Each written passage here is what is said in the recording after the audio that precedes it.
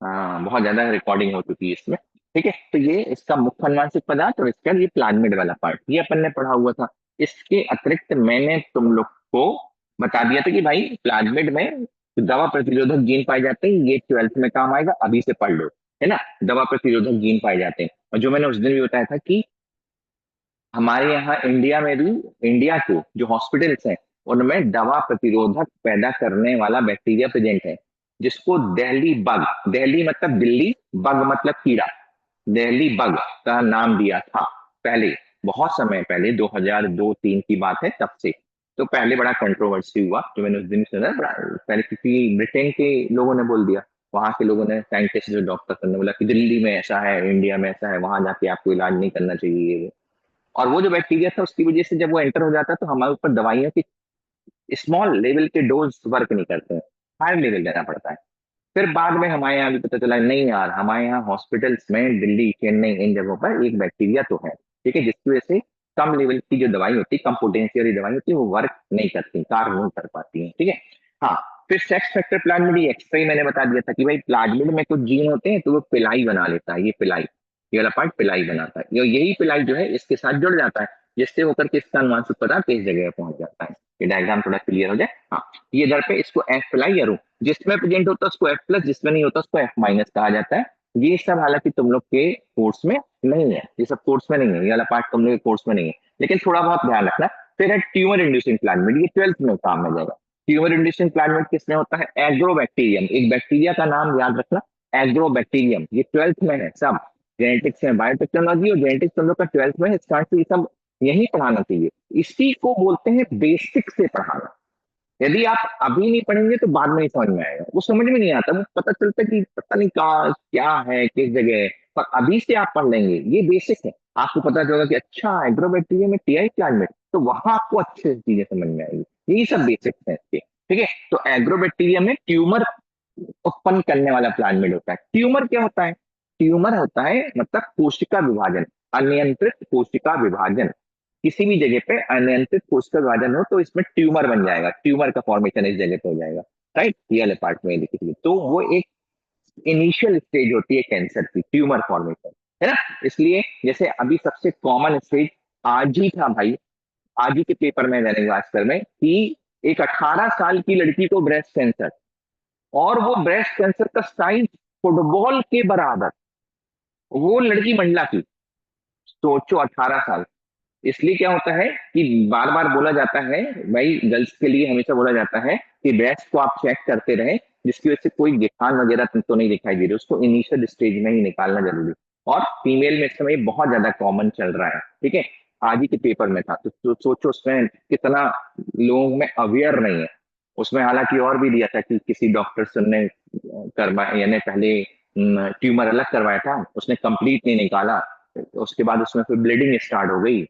तो अब तुम लोग की हो सकता है अलग आता हो, तो दैनिक भास्कर जो है उसमें सारी कुछ न्यूज आज की आई थी, कि उसमें सबसे सरप्राइजिंग इसलिए वो न्यूज बना क्योंकि 18 साल की लड़की में ब्रेस्ट कैंसर पहली बार नोट किया गया।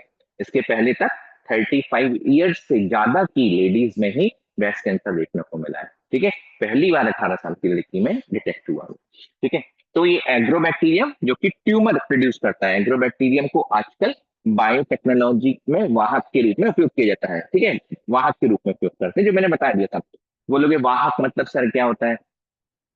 देखो, यदि जो बैक्टीरिया होता है हमारे अंदर घुस जाता है, हमारे अंदर, हमारी सेल के हिसाब से यदि मैं बोलूं कि हमारे सेल के हिसाब से बैक्टीरिया बहुत छोटा होता है, राइट, बहुत छोटा होता है। एज लाइक दैट, जैसे तुम अपने कमरे में तुम बैठे हुए हो, तो कमरे को मान लो सेल और तुम मान लो कि बैक्टीरिया हो, समझ में इतना साइज का होता है, ठीक है। तो अब तुम बैक्टीरिया हो, तो यदि उस बैक्टीरिया के थ्रू किसी यूकैरियोटिक सेल में, यूकैरियोटिक सेल में मतलब तुम किसी जीन को लेकर अपने रूम में घुस गए, मतलब रूम में आ गए, मतलब यूकैरियोटिक सेल में आ गए, तो तुमने पहुंचा दिया, मतलब तुम वहां हो गए। समझ में आई बात? मतलब तुम मान लो तुम्हारा रूम क्या है, एक यूकैरियोटिक सेल, और तुम क्या हो, बैक्टीरिया। तो तुम कहीं से कोई, हमने चाहा इसको साइंटिस्ट करेंगे, उसमें तो भी ठीक है, तुम्हारे ऊपर एक जीन धर करके भेज देंगे इस कमरे के अंदर, ठीक है, तो तुम वाहक बन गए, ये कहलाता है वाहक, ठीक है। तो वाहक के रूप में बायोटेक्नोलॉजिस्ट इसको यूज करते हैं। प्लाज्मिड जो होता है, प्लाज्मिड जेनेटिकल इंजीनियरिंग ब्रांच में वाहक के रूप में उपयोग किया जाता है। इसमें PBr222 ये बहुत अच्छा प्लाज्मिड है, जिसके बारे में आप लोग को हालांकि 12th के हिसाब से बना लेना चाहिए था। ठीक है, अब आगे था अपना कोशिकीय आवरण। ठीक है, तो कोशिकीय आवरण वाला पार्ट मैं आप लोग को वैसे ही समझा देता हूँ। ठीक है, ये सब तो लिखा हुआ है, ये सब लिखा हुआ था ना कोशिकीय आवरण में, ये वाला पार्ट लिख लिया था ना, फिर से क्लियर हो जाने में थोड़ा सा। एक मिनट, हाँ, सेल एनवेलप के बारे में, 3 स्तर का बना होता है, ग्लाइकोकैलिक्स, ये वो ये सारी चीजें है ना। ये स्लाइम लेयर होता है, कैप्सूल होता है लूज फॉर्म में, ये बिल्कुल अच्छा बन जाता है, कैप्सूल हो जाता है। सेल वॉल, सेल वॉल का मैंने बता दिया था कि थोड़ा सा याद कर लेना भाई, उसको पढ़ते जाना। ग्लाइकोपेप्टाइड और पेप्टिडोग्लाइकन, ठीक है, ग्लाइकोपेप्टाइड और पेप्टिडोग्लाइकन का बना होता है। और ग्लाइकोपेप्टाइड और पेप्टिडोग्लाइकन किसका बहुलक होता है? नैब और नैम का बहुलक होता है। और नैग और नैम पहली बार मैंने नाम यूज किया, तो आप लोग को उसको याद कर लेना चाहिए। ठीक है, एन एसिटिल ग्लूकोसामाइड और एन एसिटिल यूरामिक एसिड। ठीक है, इसमें थोड़ा सा आप ये ध्यान रखना कि नॉर्मल क्या होता है कि जैसे यूट्यूब में और ज्यादा आप देखते तो ऐसा ब्लर नहीं आता है, ऐसे ब्लरिंग नहीं आती है यूट्यूब के हिसाब से, क्योंकि वो प्रोफेशनल लेवल पर उस चीज को बनाते हैं, है ना, कि बिल्कुल एक नया बोर्ड ले लिया, उसमें उनका उनका वही काम है, उनका पढ़ाने का काम नहीं है। ठीक है, उनका हो गया कि भैया ये काम करना है, इसी लेवल पे बनाना। और हम लोग का मेन वर्क है पढ़ाना, वो भी कौन सा होता है? ऑफलाइन पढ़ाना सबसे मेन वर्क है। तो जिसकी वजह से कुछ मटेरियल इसमें सभी टीचर्स का डिपॉजिट होता है। अब तुम लोग को मालूम है भाई कि अपना मोबाइल, पता चला कि उसमें स्टोरेज नहीं है, तो नई चीज आ नहीं है, तो वही थोड़ी सी कंडीशन होती है, परंतु थोड़ी देर में वो क्लियर हो जाता है। ठीक है, तो उसमें कोई दिक्कत वाली बात नहीं। तो एन एसिटिल ग्लूकोसामाइन हो गया, और फिर हो गया कोशिका को आकार प्रदान करता है, जो सेल वॉल होती है कोशिका को आकार प्रदान करता है और फटने से बचाता है, फटने या कोलैप्स होने से। ठीक है, बैक्टीरिया के प्रकार मैंने बता दिए थे। ठीक है, इसके आधार पर मतलब सेल वॉल को रंगने के आधार पर बैक्टीरिया के 2 प्रकार होते हैं, ग्राम पॉजिटिव, ग्राम नेगेटिव। ठीक है, और दोनों मैंने आप लोग को बता दी थी, ग्राम पॉजिटिव और ग्राम नेगेटिव क्या होता है, बहुत इजी है। ग्राम रंजक होता है जिसको क्रिश्चियन ग्राम ने डेवलप किया था, क्रिश्चियन ग्राम एक साइंटिस्ट थे जिन्होंने इसको डेवलप किया। ग्राम क्रिश्चियन यानी ग्राम स्टेन किसका होता है? क्रिस्टल वाले आयोडीन सोल्यूशन का, जिससे बैक्टीरिया को रंगा जाता है तो कलर हो जाता है। एथिल अल्कोहल से धोएंगे तो या तो धुल जाएगा, या तो सॉरी धुल जाएगा या नहीं धुलेगा। ठीक है, यानी या तो कपड़े को धोगे तो 2 कंडीशन हो जाती है किसी भी कलर को, या तो कलर धारण करेगा तो ग्राम पॉजिटिव, और धुल गया तो ग्राम नेगेटिव। और इस बेस पर कैसे होते हैं ये थोड़े से डिफरेंस मैंने आपको बता दी थी। ठीक है, ग्राम ग्राम पॉजिटिव जो है सिंगल लेयर होती है, थिक होती है, पेप्टिडोग्लाइकन की मुख्यता बनी होती है। ठीक है, ग्राम नेगेटिव की वॉल डबल लेयर होती है, थिन होती है थोड़ी सी, इसकी मोटाई ज्यादा, इसकी मोटाई कम है, यहाँ मोटाई ज्यादा है, यहाँ मोटाई कम है। पेप्टिडोग्लाइकन के अलावा लाइपोपॉलीसेकेराइड्स की बनी होती है। तो ध्यान रखना 12th में आएगा ये लाइपोपॉलीसेकेराइड्स वर्ड। ठीक है, 12th में एक एक्सपेरिमेंट है, उसमें स्ट्रेप्टोकोकस न्यूमोनी, राइट, उसका नाम उन्होंने दिया है स्ट्रेप्टोकोकस न्यूमोनी, 12th में है, उसका नाम क्या है? Streptococcus pneumoniae. समझ गए? तो अब देखो लोधी सर ने पढ़ा दिया ना, तो ध्यान देना चाहिए कि इसका मतलब है स्ट्रेप्टोकोकस न्यूमोनी, मतलब कोकस स्ट्रिप लाइक मैनर में प्रेजेंट है, और ये जो स्ट्रिप लाइक प्रेजेंट है जो फोकस है वो निमोनिया उत्पन्न करेंगे, हम उसकी बात कर रहे हैं। तो यही चीज सब बेसिक मैनर में पढ़ती है, वरना नहीं तो पता चला वहां पता ही नहीं है, ध्यान ही नहीं दे रहे क्या नाम है कैसा है। तो कोकस जो होते हैं वो स्ट्रिप लाइक मैनर प्रेजेंट हो और निमोनिया कॉज करने वाले होते हैं, तो इसलिए इनको कहा जाता है स्ट्रेप्टोकोकस न्यूमोनी। मैंने पढ़ा दिया स्ट्रेप्टोकोकस, स्टेफाइलोकोकस मैंने बता दिया है ना। हाँ, तो याद रखना वो सब चीजें। प्लाज्मा मेम्ब्रेन के बारे में बता दिया, प्लाज्मा मेम्ब्रेन का क्वेश्चन भैया यही टीएमटी में आ चुका था। ठीक है, 2 बार आया, 2 बार ये क्वेश्चन अच्छा खासा उन्होंने पूछा है। ठीक है, इसलिए एआईपीएमटी यहाँ लिखा था, 2 बार मैंने आपको बता दिया। लिपिड और प्रोटीन का स्ट्रक्चर, ठीक है, डीएनए द्विगुणन और श्वसन के लिए इसमें एंजाइम, तो इस तरह से अपन पोर्शन ले चुके हैं। इसके बाद चलो ठीक है, नेक्स्ट उल्टा लेते हैं, नेक्स्ट पेज। प्लाज्मा मेम्ब्रेन, तो ये सेल एनवेलप वाला भाग हो गया। सेल एनवेलप में हमने 3 चीजें देख ली थी। ठीक है, इसके बाद जो था नेक्स्ट, नेक्स्ट जो पार्ट था, अब इसके अनुसार मैं यही बता दे रहा हूँ यार, अपन कहाँ तक पढ़ते रहेंगे। ठीक है, तो अपन ने देखा ये वाला पार्ट एक हो गया, क्या कहते हैं, ग्लाइकोकैलिक्स, सेल वॉल और प्लाज्मा मेम्ब्रेन। इसके अलावा मैंने आप लोग को अदर बताया, मीजोसोम, फिर इसके बाद बताया क्रोमेटोफोर, ये इसके कार्य वगैरह बता दिए, क्रोमेटोफोर के बारे में बता दिया। ठीक है, प्लाज्मिड अपन देख ही चुके थे। हाँ, फिर फ्लैजुला मैंने बता दिया, कौन सा? फ्लैजुला। इसके बाद अपना आ गया था कौन सा? फ्लैजुला 3 भाग का बना होता है, basal body, hook and filament. आधार का है हुक मतलब शंकु शायद, और फिलामेंट मतलब तंतु, ऐसा एनसीईआरटी में बिल्कुल लिखा हुआ आपको मिल जाएगा। अब अपन चल रहे हैं फिमरी और पिलाई, ठीक है। इसके बाद हमारा पार्ट था फिमरी और पिलाई, ये हो गया क्रोमेटोफोर, है ना। यदि आप देखते हैं, जिसको मैं फिर से बड़े करके दिखा दे रहा हूँ, परंतु ज्यादा देर अपन रुकेंगे नहीं भाई, ठीक है, क्योंकि वही वही फिर कहाँ तक लेकर के चले, ठीक है। मीजोसोम हो गया था, मीजोसोम्स के बाद रूपांतरण में क्रोमेटोफोर, ये बता दिया, राइट। क्रोमेटोफोर वाला पार्ट कंप्लीट हो गया, जितना बताया। फिर इसके बाद बता दिया फ्लैजिला के 3 भाग होते हैं, ये हालांकि मैंने डायग्राम नहीं बनाया, तो डायग्राम बना करके और बड़े में बता देता, परंतु उसकी कोई जरूरत नहीं है। फिर फ्लैजिला की उपस्थिति अनुपस्थिति के आधार पर कितने प्रकार के, 2 प्रेजेंट होता तो ट्राइकस, एब्सेंट होता तो ए ट्राइकस। फिर फ्लैजिला की संख्या के आधार पर, या उपस्थिति, स्थिति के आधार पर संख्या, और स्थिति के आधार पर मोनोट्राइकस, लोकोट्राइकस, एम्पी ट्राइकस। मैंने बता दिया था कि आप लोग एम्पी ट्राइकस याद रख लो और पेरी ट्राइकस याद रख लो, ठीक है। तो इतना हो गया। अब इसके बाद अब नेक्स्ट पेज पे हम फिर से चलते हैं, यहां तक वाला पार्ट अपन ने क्या ले लिया, फ्लैजिला। अब फ्लैजिला के बाद हमको लेना है फिमरी और पिलाई, तो वो अब हम नए पेज पे लिख लेते हैं, ठीक है। न्यू पेज, फिमरी और पिलाई। तो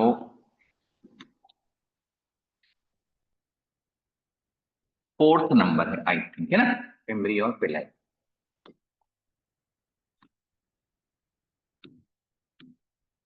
इधर लिख लेते हैं 4th नंबर, 3rd के बाद 4th ही आया था शायद, तो हम लोग देख लेना कौन सा है।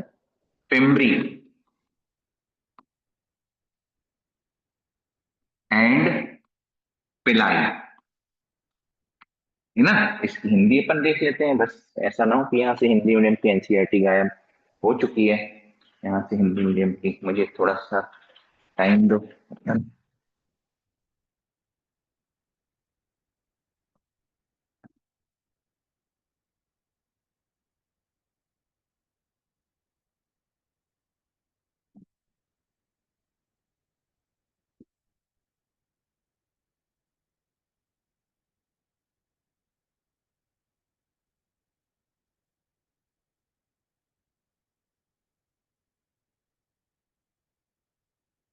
हमारे यहाँ की जो मैडम है परेशान आत्मा है ना, वो हमें बहुत परेशान करती है, पता नहीं कहाँ रख दी हिंदी मीडियम की एनसीईआरटी।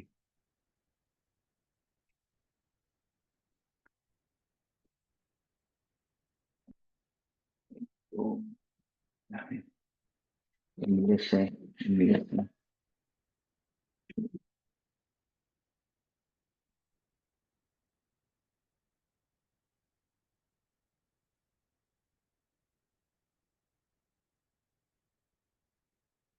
चलो मिल गई।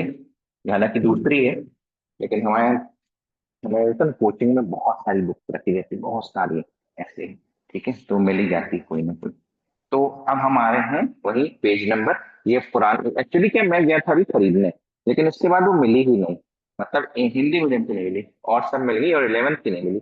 मेरी किस्मत थी बेकार इस कारण से, ठीक है। अब इसमें आप लोग को वही आ जाओ, कौन सा, अब ये तो बहुत ज्यादा हिंदी इंग्लिश सब लिखा हुआ, ये वाले पेज पे आ जाओ, ये देख रहे हैं डायग्राम, बस वो वाला निकाल लो। मिल गया। यस सर, मिल गया। हाँ, उसमें अपन को यहाँ देखना है, इस जगह पे, यहाँ पे लिखा है रोम व झालर, रोम व झालर, तुम लोग देख लो, मिला, रोम व झालर मिला। यस सर, मिल गया। हाँ हाँ, है ना। अब रोम व झालर के बारे में, मतलब रोम क्या होता है और झालर क्या होता है, ये देखना पड़ेगा भाई। देख लेता हूं मैं, ठीक है। रोम लंबी, नहीं मतलब रोम मतलब पिलाई, और झालर मतलब पिमरी, ठीक है। रोम मतलब पिलाई, ठीक है। चलो, तो पिमरी और पिलाई में से अपन देख लेते हैं।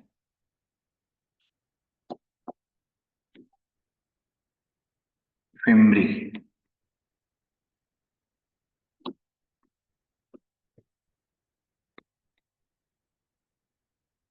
पिमरी मतलब झालर, और पिलाई मतलब रोम, ठीक है, रोम हो गया। तो अब इसमें लिखना है तो अपन देख लेते हैं पहला नंबर क्या पॉइंट हो जाएगा। फिमरी क्या होता है, ये छोटी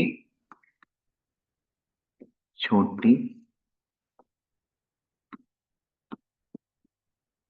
छड़ाकार है, मतलब छड़ाकार। अब मैं उसमें लिख दे रहा हूँ, थोड़ा सा इंग्लिश भी चलेगा।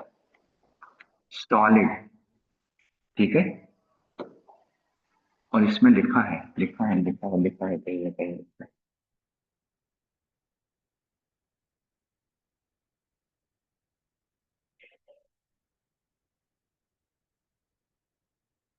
लघु सूक जिसको कहा जाता है, ठीक है, लघु सूक, राइट।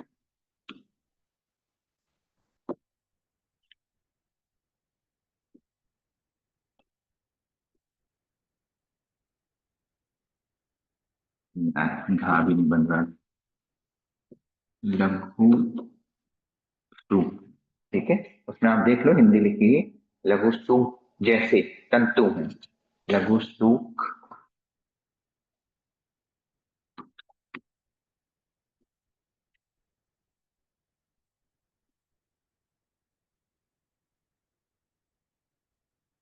मतलब इसका आप समझ लो, लघु सूक जैसे मतलब क्या होता है, छोटी छड़ाकार संरचना, सॉलिड। इसको ब्रिस्टल लाइक स्ट्रक्चर कहा जाता है, ब्रिस्टल, राइट। छोटे छोटे छोटे छोटे हेयर लाइक जैसे स्ट्रक्चर होते हैं ना, वैसे। तो लघु सूक, लघु मतलब सूक, सूक मतलब जानते हो कांटे जैसे, लघु सूक जैसे तंतु होते हैं, ठीक है।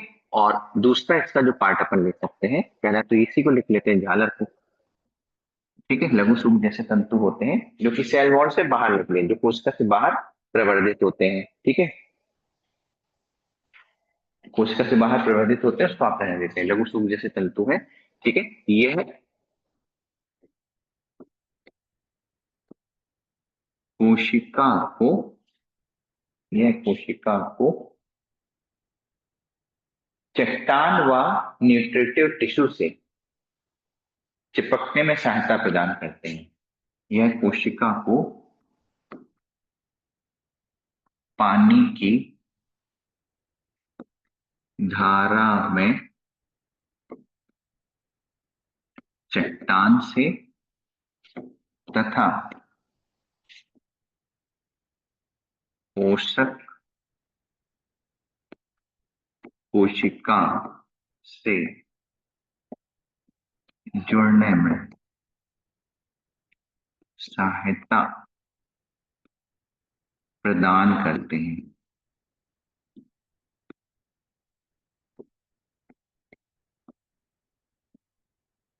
यह कोशिका को पानी की धारा में चट्टान से तथा पोषक कोशिका से जुड़ने में सहायता प्रदान, कोशिका मतलब बैक्टीरियल सेल को, समझ में। तो अतः ये सबसे इंपॉर्टेंट चीज अभी आ गई जो इसमें नहीं है। अतः अतः रोग फैलाने में सहायक, ये सबसे इंपॉर्टेंट चीज होती है, ठीक है। उससे पूछा जाता है कि निम्न में से कौन सा पार्ट जो होता है वो रोग फैलाने में सहायक होता है, फ्लैजिला होते हैं, पिमरी होते हैं कि पिलाई, ठीक है। तो पिलाई जो काम करता है, मैंने पहले ही बताया, पिलाई एक कोशिका से दूसरी कोशिका में अनुवांशिक पदार्थ को पहुंचाता है, और कुछ नहीं करता है। और ये नहीं कि एक कोशिका से दूसरी कोशिका में अनुवांशिक पदार्थ को पहुंचा दिया तो वो रोग फैलाएगा, समझ में आई बात। अब मैं नहीं पहुंचाता भैया, वो प्रजनन का तरीका है। स्टूडेंट कैसे दिमाग चलते हैं, ये तुम लोग अकेले के नहीं, सबके ऐसे चलते हैं। वो सोचते हैं एक कोशिका से दूसरी कोशिका, एक बैक्टीरियल सेल से दूसरे बैक्टीरियल सेल में अनुवांशिक पदार्थ पहुंचाना मतलब रोग फैलाना। ह्यूमन में तो प्रजनन होता है, स्पर्म ओवम मिलते हैं, तो रोग थोड़े फैलाते हैं, समझ में आई ना? हाँ, तो ये चीज ध्यान रखना है, स्टूडेंट इस चीज को ध्यान नहीं देते, तो सोचते हैं यार अच्छा पिलाई भी क्या करेगा, जब अनुवांशिक पदार्थ पहुंचाएगा तो मतलब रोग फैलाएगा, नहीं। रोग फैलाने में सहायक होते हैं पिमरी, पिलाई प्रजनन में सहायक होती है, जो बैक्टीरिया से बैक्टीरिया के बीच में होता है, हम के बीच में नहीं होता, बैक्टीरिया हमारे बीच में नहीं होता है, वो अनुवांशिक पदार्थ हमारे बीच में नहीं करता है, समझ गए। इस चीज को बहुत अच्छे से ध्यान रखना। तो रोग फैलाने में जो सहायक होता है वो कौन सा होता है, पिमरी। ये सबसे अच्छा क्वेश्चन है, ध्यान रखना, ठीक है। हाँ, अब इसमें अपन देख लेते हैं कि ये कैसे होता है। उनका वो जो प्रोटीन होता है वो तो पिलीन होती है, ठीक है, तो पिलीन प्रोटीन होती है। अब इसके बारे में अपन लिख सकते हैं कि बड़ी लंबी, ठीक है, लंबी नलिकाकार संरचना होती है, लंबी नलिकाकार संरचना, लंबी नलिकाकार संरचना। ठीक है, ये कैसी होती है? क्षणनुमा संरचना, छोटी क्षणनुमा लघु सूक्ष्म जैसी संरचना, और ये लंबी नलिकाकार संरचना होती है। ठीक है, और प्रोटीन, इसमें प्रोटीन जो होता है कौन सा होता है? पिलीन, PILLIN, पिलीन प्रोटीन, तुम लोग ऐसे लिख लो, पिलीन नाम का प्रोटीन इसमें प्रेजेंट होता है। ठीक है, और तीसरा से हमारे लिखना कि कॉन्जुगेशन या संयुग्मन के समय, मतलब संयुग्मन, संयुग्मन ये क्या है? सेक्सुअल रिप्रोडक्शन, लैंगिक, लैंगिक प्रजनन, हाँ राइट, संयुग्मन क्या है? लैंगिक प्रजनन। थोड़ा सा मुझे इंग्लिश अब थोड़ी चलती चलती है आदत हो जाती है बस, ठीक है, थोड़ा सा अपन को रिकॉल करना पड़ता है हिंदी वर्ड से। ठीक है, तो संयुग्मन जिसको कहते हैं लैंगिक प्रजनन, तो संयुग्मन के समय अनुवांशिक पदार्थ के स्थानांतरण में सहायक। ठीक है, संयुग्मन के समय अनुवांशिक पदार्थ के स्थानांतरण में सहायक, जो किस किस के बीच में होता है भाई? एक बैक्टीरिया से, एक बैक्टीरिया से दूसरे बैक्टीरिया के ही बीच में होता है। और इन दोनों बैक्टीरिया के बीच में क्या बनेगा? क्या बनेगा? कॉन्जुगेटिव ट्यूब, जिसको बोलते हैं संयुग्मन नलिका। ये कौन बनाएगा? पिलाई, ये पिलाई बना देता है बस। ठीक है, जिससे एक कोशिका का अनुवांशिक पदार्थ, ये एक कोशिका का अनुवांशिक पदार्थ दूसरे कोशिका में स्थानांतरित होता है। इनका ये तो खुद का हो गया, लेकिन इसका एक पार्ट यहाँ भी ट्रांसफर हो सकता है। लैंगिक प्रजनन बहुत रेयर होता है, बैक्टीरिया में लैंगिक प्रजनन वगैरह बहुत रेयर, मतलब दुर्लभ है ना, ये तो मालूम है, सिंपल सी बात है, दुर्लभ होते हैं। ठीक है, ज्यादातर बैक्टीरिया बाइनरी फिशन करते हैं, द्विविखंडन, एक से दो बन जाते हैं बीच में से कट करके। ठीक है, तो उनमें ये सब प्रक्रियाएं बहुत रेयर पाई जाती है, बहुत ज्यादा दुर्लभ है। ठीक है, तो कोई दिक्कत नहीं है, अपन पढ़ते ही जा रहे हैं, धीरे धीरे करके सब आता ही जाएगा। तो थोड़ा बैक्टीरिया को भी अच्छे मैनर में बना देता हूँ, कोई दिक्कत नहीं है। ये हो गया, बना लिया तुम लोग ने, इतना लिख लिया?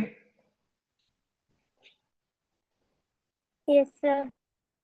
ठीक है, ओके, तो ये हो गया अपना वो पेज वाला पार्ट। अब हमको लिखना है राइबोसोम व अंतर्विष्ट पिंड। ठीक है, मिल गया सबको? राइबोसोम व अंतर्विष्ट पिंड, देखो एनसीईआरटी में उसी के नीचे। मिल रहा है सर। हाँ, सबको मिल रहा है ना जो मैं बोल रहा हूँ, सबको मिल रहा है एवरीवन? और जो भी है, एक ही और भी कोई है? बस देवकी है और गंगोत्री, गंगोत्री, गंगोत्री, गंगोत्री कहाँ से, किस जगह से? बोले सर हम तो उत्तराखंड से हैं, यूपी हिमालय से निकलते हैं। गंगोत्री बन रहा है, बोलते हुए बन जाएगा। आवाज आ रही है मेरी? माइक ऑन करके तुम बोल सकते हो आराम से, कोई दिक्कत नहीं है। माइक को ऑन करो उसको, तो आवाज आ जाएगी। मेरी आवाज आ रही है देवकी? देवकी मेरी आवाज आ रही है? यस सर आ रही है। देवकी, गंगोत्री तुम लोग के उसमें है, वहां से है, तहपुरा से है कि बिछिया से? यस सर टास्क की है। अच्छा अच्छा अच्छा, चलो चलो ठीक है, कम से कम आए हैं, ये बहुत अच्छी बात है कि नहीं? हाँ, चलो बहुत अच्छी बात है कि भैया जितने ज्यादा और आ जाए और अच्छा है तुम लोग को। तो ये उसके पास भी एनसीईआरटी है देवी की, उसके पास एनसीईआरटी है ना? यस सर सबके पास है। ओके ओके ओके, ठीक ठीक। तो अब आगे अपन राइबोसोम व अंतर्विष्ट पिंड। ठीक है, अब हमको लिखना है राइबोसोम व अंतर्विष्ट, तो नेक्स्ट हम लिख लेते हैं राइबोसोम। ठीक है, तो उसकी हेडिंग लिख लो, राइबोसोम व अंतर्विष्ट पिंड। तो इसी में ले लेता हूं मैं पहले नंबर पर, इसी को अपन ऊपर कर लेते हैं। ठीक है, आप लोग का, चलो, राइबोसोम व अंतर्विष्ट पिंड। ठीक है, आप लोग लिख लो राइबोसोम एंड इंक्लूजन बॉडीज। ठीक है, ये भी क्वेश्चन अच्छा खासा पूछा जाता है, राइबोसोम एंड इंक्लूजन बॉडी। तो ये अब मैं बाद में ही ले लेंगे, अपन कोई दिक्कत नहीं है। चौथा पांचवा नंबर जो भी होगा मेरे अनुसार, जितना भी जो चलेगा अलग से। कौन सा चौथा लिखा था, मेरे ख्याल से पांचवा आ जाएगा, राइबोसोम एंड इंक्लूजन बॉडी। अब राइबोसोम पहले नंबर दो चीज में ले लेते हैं। फर्स्ट नंबर हम ले लेते हैं राइबोसोम। देखो, राइबोसोम इसका ऐसा स्ट्रक्चर बनता है ना जो हमने नॉर्मल बनाया।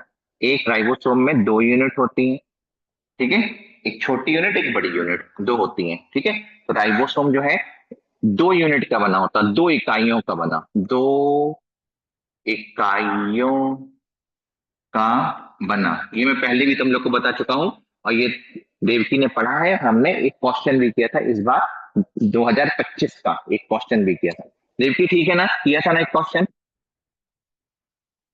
70th 30th वाला? नहीं याद नहीं है लगता। चलो ठीक है, अभी बता देंगे। प्रोकैरियोटिक यूकैरियोटिक सेल में हमने लिखा था वैसे, ठीक है। तो ये है छोटी यूनिट, एक होती है छोटी यूनिट, मतलब छोटी इकाई, छोटी इकाई, और दूसरा जाएगा बड़ी इकाई। ठीक है, दो यूनिट होती हैं, छोटी इकाई और बड़ी इकाई। इसको बोलते हैं 30s, और इसको बोला जाता है 50s।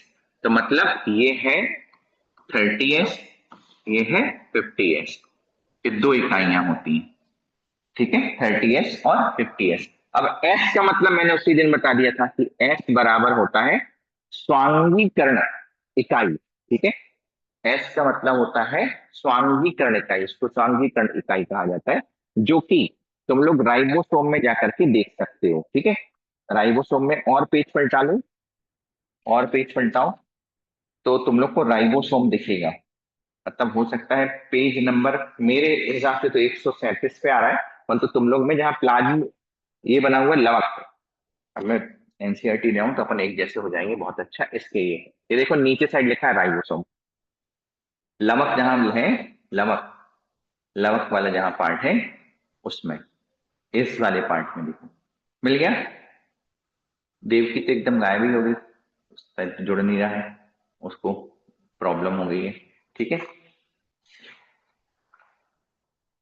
गंगोत्री ठीक है, आवाज आ रही है? अब तुम ही बोल सकते हो। जो माइक है ना गंगोत्री, उसको ऑन कर लिया करो म्यूट वाला, तो वो बोल सकते हो, उससे आवाज आ जाती है, ठीक है। वीडियो वाला तो बंद रहने दो,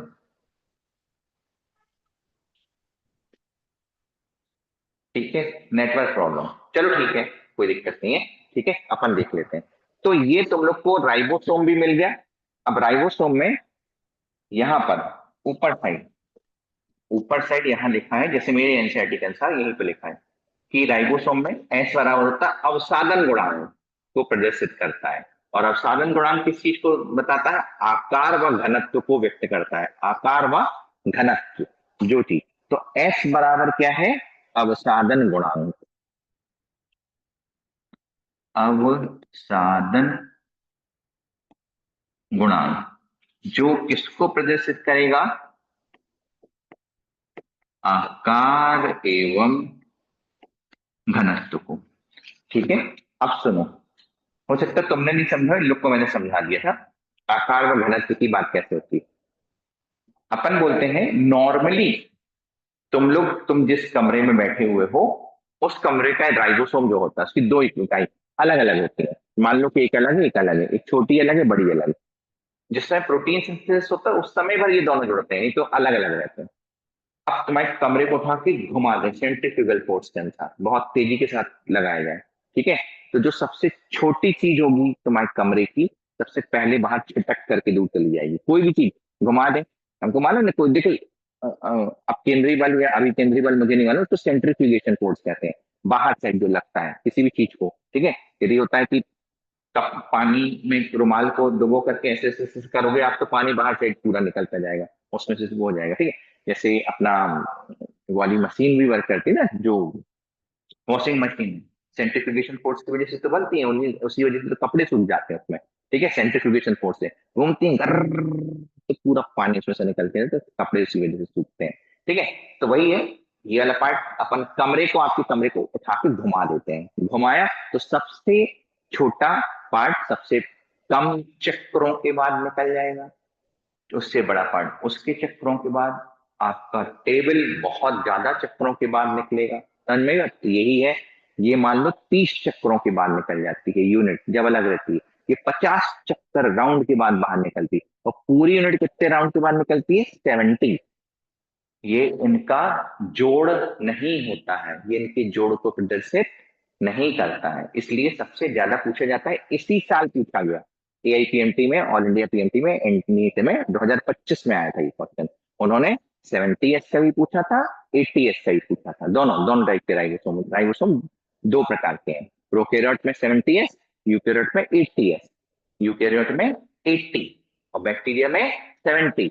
70 की दो यूनिट कैसी होती है? 30 और 50। ठीक है, 30S और 50S की बनी होती है। ये हो गया अपसारण गुणांक। ओके, हाँ, तो यही चीज उसमें लिखी हुई है, वहीं आ जाते हैं। और इनका देखो अपन देख लेते हैं कि वहां पर क्या लिखा, जहां अपन क्वेश्चन पूछ गए पहुंच गए थे। ठीक है, राइबोसोम व अंतर्वृत्त पिंड में लिखा हुआ है, प्रोकैरियोट में राइबोसोम की जीवद्रव झिल्ली से जुड़े होते हैं। में राइबोसोम कोशिका की जीवद्रव झिल्ली से जुड़े होते हैं। ये 15 से 20 नैनो आकार की बनी होती है, जो दो उप इकाइयों में 50S और 30S की बनी होती है, जो आपस में मिलकर के 70S प्रोकैरियोटिक राइबोसोम बनाते हैं। राइबोसोम के ऊपर प्रोटीन संश्लेषित होते हैं, बहुत से राइबो, हाँ, अब ये इन्होंने अच्छे लिखा है, वही मैंने लिखा। दो इकाइयां होती हैं, छोटी और बड़ी हो जाएंगी, 1350 इस टाइप से बना होता है। अब साधन गुणांक किसका हो गया। और इसका डिटेल जब मैं राइबोसोम पढ़ाऊंगा तब मैं बताऊंगा, अभी नहीं बता रहा हूँ। जब मैं राइबोसोम बताऊंगा तब मैं डिटेल बता दूंगा। इसका कार्य क्या होता है राइबोसोम का कार्य? अरे भैया, प्रोटीन सिंथेसिस मशीनरी है। इसका कार्य है कौन सा? प्रोटीन संश्लेषण। ठीक है, ये हो गया। देन इसके बाद अपन आगे चलते हैं। इसका कार्य है प्रोटीन संश्लेषण। हाँ, फिर इसके बाद एक नोट करके अपन लिख लेते हैं। तुम लोगों ने लिख लिया था, अब तुम आवाज तो आ नहीं रही है, लेकिन फिर भी चलो मैं तुक्के से चलता हूँ। ठीक है, प्रोटीन संश्लेषण के बाद इसके बाद हमको लिखना है, एक नोट करके लिखें। ठीक है, उसमें लिखेंगे कि प्रोकैरियोट्स में राइबोसोम। ठीक है, प्रोकैरियोट्स, प्रोकैरियोट्स मतलब बैक्टीरिया भी लिख सकते हैं। प्रोकैरियोट्स में राइबोसोम कौन से? 70S ribosomes. mRNA मतलब संदेश वाहक आरएनए पर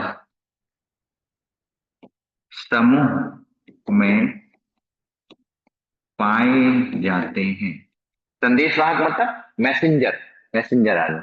ठीक है, प्रोकैरियोट्स में राइबोसोम संदेश वाहक आरएनए पर समूह में पाए जाते हैं। इस संरचना को इस इस संरचना को इस संरचना को पॉलीसोम या पॉलीराइबोसोम कहते हैं। पॉलीसोम या पॉलीराइबोसोम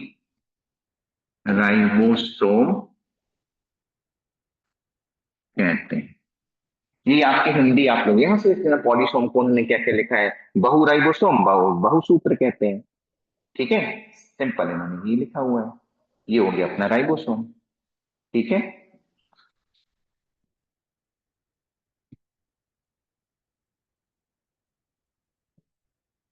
ओके, हाँ।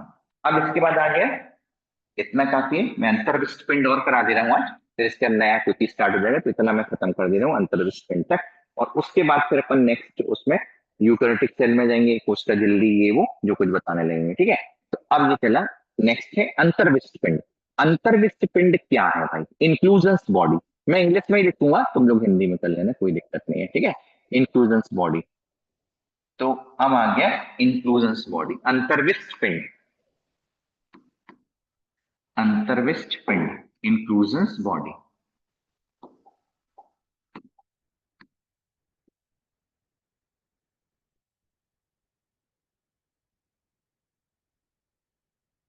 देखो इंक्लूजन्स बॉडी की सबसे बड़ी बात क्या है, कोशिका में तैरते हुए छोटे अजीवित झिल्ली रहित संरचना को इंक्लूजन्स बॉडी कहते हैं।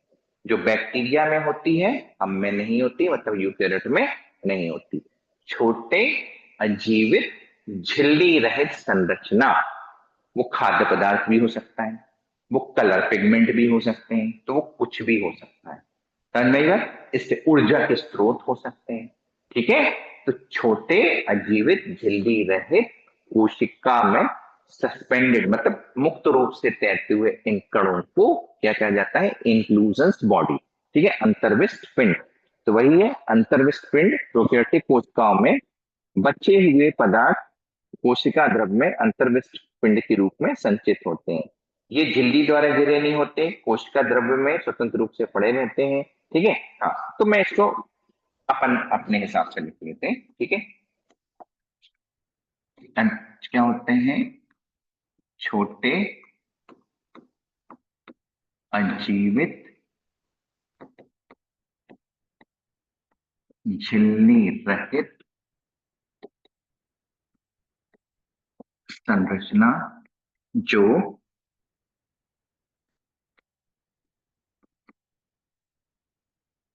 कोशिका द्रव्य में मुक्त रूप से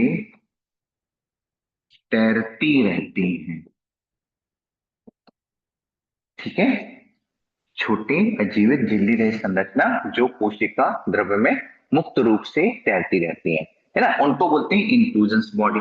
अब इंक्लूजन्स बॉडी के उदाहरण क्या क्या है, उदाहरण तो इसमें लिया है, पहला है वॉल्यूटिन ग्रेन्यूल, या इन्होंने जो लिए है उसके अनुसार मैं देख लेता हूँ कि इन्होंने क्या लिया है, फॉस्फेट कणिका, जिनको वॉल्यूटिन ग्रेन्यूल ही कहा जाता है। फॉस्फेट कणिका लिख दो, इनके अनुसार ही लिख लो भाई, फॉस्फेट कणिका ये होते हैं वॉल्यूटिन ग्रेन्यूल, वॉल्यूटिन ग्रेन्यूल कहा जाता है। तो पहला नंबर आ गया वॉल्यूटिन ग्रेन्यूल। ठीक है, दूसरा नंबर, दूसरा नंबर अब इन्होंने क्या लिखा हुआ है वॉल्यूटिन ग्रेन्यूल के अलावा, साइनोफाइसिन कण। ठीक है, वन ग्लाइकोजन। ठीक है, फिर इसके बाद होते हैं रिजर्व फूड। ठीक है, रिजर्व फूड पार्टिकल, संग्रहित खाद्य पदार्थ पार्टिकल, इसको क्या बोलते हैं, साइनोफाइसिन। साइनो देख लेता हूँ, हिंदी थोड़ी सी मेरी अच्छी हो चुकी है। फाइसिन कणिका, साइनो फाइसिन कणिका एवं ग्लाइकोजन इत्यादि, ये सब मिल जाएंगे, ये रिजर्व फूड पार्टिकल प्रेजेंट होते हैं। ठीक है, और कार्बोक्सीसोम वगैरह भी प्रेजेंट होता है फोटोसिंथेटिक में, ये सारी चीजें, और भी बहुत सारी चीजें होती हैं। ठीक है, और भी बहुत सारे पार्ट पाए जाते हैं, पॉलीहाइड्रोक्सी पीएचबी, पॉलीहाइड्रोक्सी ब्यूट्रेट। ठीक है, पीएचबी पार्टिकल्स रिप्रेजेंट होते, तो वो सब मत लिखो, इतना बहुत ज्यादा हो जाएगा, ये दो ही पार्ट लिखो पहले, है ना। इसके अलावा इसमें एक अलग होते हैं कि कुछ प्रकाश संश्लेषी बैक्टीरिया में हवा से भरे हुए वैक्यूल भी पाए जाते हैं, जिनको स्यूडो वैक्यूल कहा जाता है। तो अंतिम चीज इसकी लिख लेते हैं, स्यूडो वैक्यूल। ठीक है, तो लास्ट वाला जो पार्ट है इसके बाद हो जाएगा स्यूडो वैक्यूल। स्यूडो मतलब क्या हो जाएगा, कूट, कूट रिक्तिकाएं। इसका अलावा हो जाएगा इसमें कौन सा, कूट रिक्तिकाएं। तो लास्ट है अपना कूट रिक्तिकाएं, ये शायद 6 नंबर है, शायद, आई थिंक, हाँ। स्यूडो, स्यूडो वैक्यूल या कूट रिक्तिका, कूट रिक्तिका, इससे मिल जाएगा आप लोग को। लिखा नहीं है इन्होंने, लेकिन गैस धानी, गैस गैस रसधानी लिखा है, गैस रसधानी, बेवकूफ लोग ने रस भी लिख दिया और गैस भी लिख दिया। ठीक है, रसधानी मतलब होता है सैफ वैक्यूल, और गैस मतलब होता है गैस, और रस मतलब रस ना, गैस और रस दोनों की अलग अलग है ना। तो ये होता है स्यूडो वैक्यूल या कूट धानी इसको कहा जाता है, इसको गैस वैक्यूल भी कहते हैं, इसको ही क्या बोलते हैं, गैस वैक्यूल। तो अपन गैस वैक्यूल लिख लेते हैं, गैस, गैस वैक्यूल है ना, गैस वैक्यूल। उसमें लिखना कि प्रकाश संश्लेषी प्रोकैरियोट्स, प्रकाश संश्लेषी, प्रकाश संश्लेषी प्रोकैरियोट्स,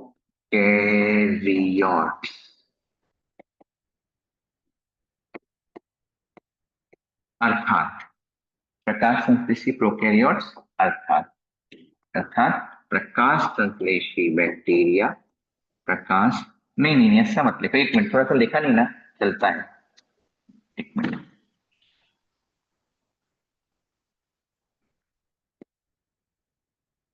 ये क्या है, हवा से भरे हुए वैक्यूल, बस इतना लिख दो। क्या है, हवा से, हवा से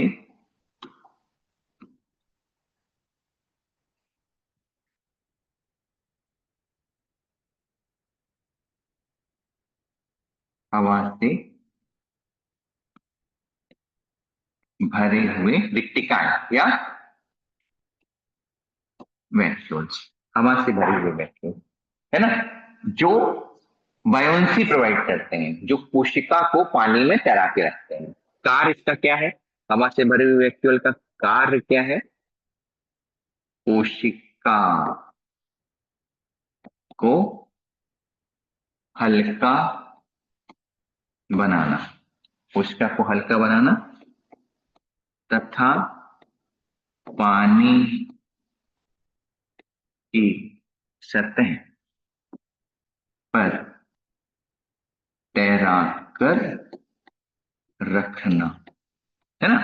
अब उदाहरण है, सबसे इंपॉर्टेंट है कि भाई ये पाए कहाँ जाते हैं, वैक्यूल कहाँ पाए जाते हैं। तो ये हो गया अपना दो चीजें, ठीक है, स्यूडो वैक्यूल या कूट रिक्तिका या गैस वैक्यूल होते हैं, ये हवा से भरे वैक्यूल है। हाँ, और ध्यान रखो, हवा से भरे हुए वैक्यूल दुनिया में केवल प्रोकैरियोट्स में है, यूकैरियोट में किसी, बोलते ना किसी माइकल में दम नहीं, तो कोई यूकैरियोट में दम नहीं है कि वो हवा से भरे हुए वैक्यूल हो, होते ही नहीं, केवल प्रोकैरियोट्स में होते हैं वैक्यूल, उसमें होते हैं, प्लांट में होते हैं, लेकिन वो रस, रस धानी होती है, ये गैस धानी है, वो है रस धानी। ठीक है, हाँ, तो उदाहरण आ जाते हैं, अब अपन लिख लेते हैं भाई उदाहरण, चलो। तो उदाहरण बड़े बड़े अच्छे हैं, ठीक है, इसका उदाहरण है प्रकाश संश्लेषी बैक्टीरिया, इसका उदाहरण है प्रकाश संश्लेषी bacteria, photosynthetic, synthetic prokaryotes, prokaryotes, photosynthetic prokaryotes भाई क्या होते हैं, दो होते हैं, फोटोसिंथेटिक प्रोकैरियोट्स दो हैं, दोनों में पाया जाएगा। फोटोसिंथेटिक प्रोकैरियोट्स कौन कौन से हैं, पहला नंबर है प्रकाश संश्लेषी बैक्टीरिया, प्रकाश संश्लेषी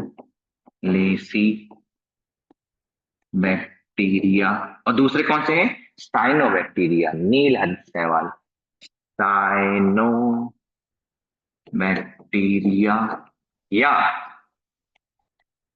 साइनो बैक्टीरिया, है ना, इनको ये अपन बीजीए भी कहते हैं भाई, साइनो बैक्टीरिया को हिंदी में भी लिख दिया, इंग्लिश में भी लिख दिया, जिनको अपन बीजीए भी कहते हैं, नील हरित शैवाल। ठीक है, ये इतना हो गया। अब प्रकाश संश्लेषी बैक्टीरिया के दो उदाहरण आपके एनसीईआरटी में दिए हैं उन्होंने अलग अलग करके भाई, बस और कुछ नहीं, इतना ही डिफरेंस है ना, उन्होंने अलग से दे दिया, अपन अलग तरीके से लिख देते हैं। तो एक है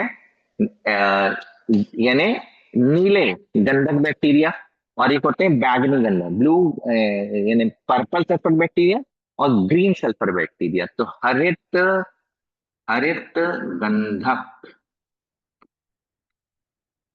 बैक्टीरिया, और बैगनी, बैगनी गंधक बैक्टीरिया। ये आपका देखो बिल्कुल लास्ट लाइन में लिखा हुआ है बिल्कुल एनसीईआरटी में कि गैस रस धानी नीर हरित शैवाल, नीर हरित, बैगनी व हरी प्रकाश संश्लेषी जीवाणुओं में मिलते हैं। अब इतना स्टूडेंट को कोई टीचर भी नहीं समझा पाता कि भैया ये ध्यान रखो, ये नील हरित, बैगनी, जामुनी सब कर रहे हैं इकट्ठे उठा के, अच्छे से समझा ही नहीं रहे कि समझ कि भाई साहब प्रकाश संश्लेषी बैक्टीरिया जो है उसके उदाहरण है हरित गंधक बैक्टीरिया और मतलब हरा और बैगनी गंधक बैक्टीरिया, और जबकि नील हरित शैवाल एकदम अलग होता है ना। ये वाला बैक्टीरिया का ग्रुप अलग है, ये वाला बैक्टीरिया का ग्रुप अलग है, लेकिन एनसीईआरटी ने लिख डाला, एक साथ लिख दिया सब कुछ, है ना। हाँ, तो उसमें आपको अच्छे से ध्यान रखना है कि इनमें पाए जाते तो बैक्टीरियल है, स्यूडो बैक्टीरियल या गैस बैक्टीरियल, प्रकाश संश्लेषण करने वाले प्रोकैरियोट्स में ही पाया जाता है। और प्रकाश संश्लेषण करने वाले प्रोकैरियोटिक सेल दो है, एक तो प्रकाश संश्लेषी बैक्टीरिया यदि हुए तो मिल गए तो, और दूसरा है नीरज सवाल तो होते ही है दुनिया में, ठीक है। हाँ, प्रकाश संश्लेषण करने वाले बैक्टीरिया इंडिया में कहीं नहीं मिलेंगे, ठीक है। हाँ, ये मिल जाएंगे अपने आप, ठीक है, ये मिल जाएंगे आराम से, कोई दिक्कत नहीं है, लेकिन ये नहीं मिलेंगे। ये जो मिलते हैं गंधक के गर्म झरनों में पाए जाते हैं, गंधक के गर्म झरनों में, मतलब जिनका टेम्परेचर 70-80 डिग्री सेंटीग्रेड होता है, और हमारे इंडिया में कहीं नहीं है। ये आर्कटिक रीजन में कहीं कहीं होता है तो वहां पर मिलते हैं, लेकिन ये मिल जाएंगे नदी तालाब वगैरह अच्छा खासा पार्ट होगा तो साइनोबैक्टीरिया मिल जाएंगे। ये O2 उत्पन्न नहीं करते हैं, लेकिन ये O2 उत्पन्न करते हैं। प्रकाश संश्लेषण करेंगे तो होगा ना भाई, तो ये करते हैं, ये नहीं करते। वो अपन को पढ़ना पड़ेगा, लेकिन अच्छे से पढ़ना भी पड़ेगा, मैं न्यूट्रिशन में बता दूंगा ये सब चीजें क्या है, कि अभी अच्छे से पढ़ लोगे यदि थोड़ा सा दिमाग में जोड़ देके, तो बाद में बड़ा चिल रहते हैं स्टूडेंट के, अरे सब तो मालूम है। और अभी नहीं पढ़ोगे तो बाद में कुछ नहीं बनेगा, ये अच्छे से सुनिए, ठीक है। तो चलो ठीक है, आज के लिए इतना काफी है, नेक्स्ट वीडियो में अपन फिर से मिलेंगे और इसके आगे पढ़ेंगे, अब यूकेरियोटिक सेल आ जाएगा, ठीक है। तो यूकेरियोटिक सेल एक एक करके सेल ऑर्गन में आप लोग को पता चल जाएगा, ठीक है। चलो ओके बाय बाय।